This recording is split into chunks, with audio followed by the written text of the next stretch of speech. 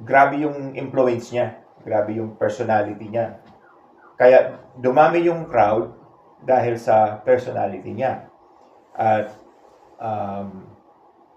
it's good in one sense, but it's not good pagdating sa transition.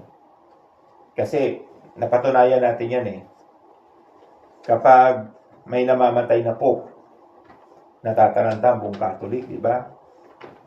Pag nawawala ang isang pastor na kilala, natataranta.